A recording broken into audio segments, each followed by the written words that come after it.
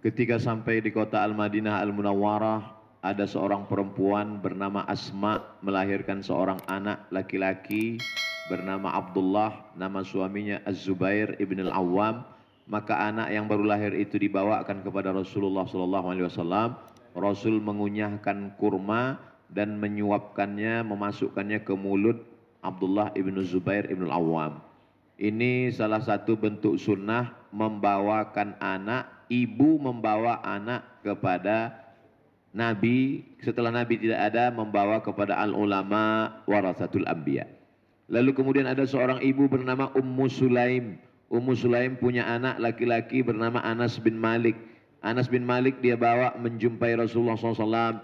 Ya Rasulullah, sahabat yang lain, sahabat-sahabatku ada yang kaya memberikan tanah, memberikan unta, memberikan dinar dan dirham, uang emas dan perak. Aku tidak punya apa-apa. Ini anakku. Maka dia serahkan ke Nabi. Nabi doakan, Allahumma akthir amwalahu wa auladahu waj'alhu min ahlil jannah. Ini diantara sunnah para sahabat dulu yang diakui, maka dia masuk dalam sunnah takririyah. Sunnah ucapan qauliyah, sunnah perbuatan fi'liyah. Perbuatan sahabat yang disetujui Nabi adalah takririyah. Begitulah para sahabat dulu membawa anaknya kepada Rasulullah sallallahu alaihi wasallam. Ibu saya anak pertama, amat sangat memesankan. Dulu kalau libur sekolah, saya disuruh ngaji kepada kakek paman beliau, namanya Syekh Muhammad Ali. Nanti kamu kalau libur ngaji ke sana. Kalau khatam, alhamdulillah. Kalau enggak khatam, dapat barokah aja. Lalu kemudian ada seorang juara musabaqah tilawatil Quran di Makkah tahun 1986, namanya Ustadz Armawi Abdurrahman. Saya diserahkan kepada beliau, disuruh ngaji, baca Quran, minta doa. Itulah yang membuat saya sampai hari ini ketika ada ulama, saya datang. Tidak saya lihat masalah umur dan usia, karena begitu kami dididik, diajarkan oleh orang tua kami. Adapun masalah bisa salaman atau tidak, itu tentu melihat situasi dan kondisi ramai atau tidaknya. Kalau Ustaz Somad ketemu orang kan mudah saja, itu kan sekarang. Kalau dulu, ketika kami tahu bahwa ada Syekh Yusuf Al-Qaradawi datang ke Mesir, dia tidak boleh datang, dia hanya boleh datangnya pada musim panas dan bicaranya di masjid hanya masalah keluarga, masalah politik enggak boleh.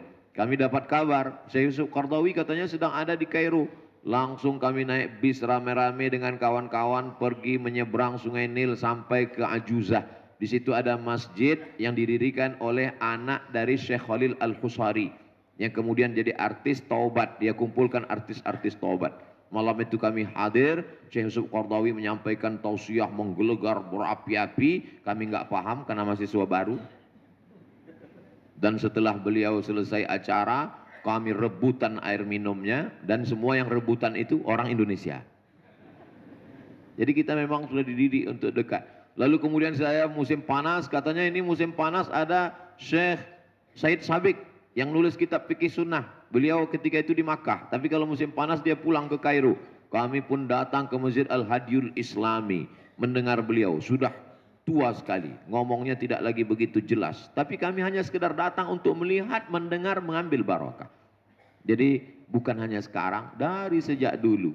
Begitu juga dengan para masyayikh siapapun itu, kalau datang untuk mendengar musyafahah, mendengar riwayat-riwayat dari mulut mereka, kalau kebetulan ketemu bisa dekat ijazah dan lain sebagainya. Itulah yang saya lakukan dari dulu, dididik orang tua sampai hari ini. Sehingga kalau ada ibu-ibu membawa anaknya, mendekatkan dengan majelis ilmu, itu sesungguhnya adalah pendidikan pelajaran yang luar biasa. Itu berkesan dalam hati dan pikiran mereka dan mendoakan para alim ulama. Wallahu a'lam bishawab. Syukran jazilan kami haturkan.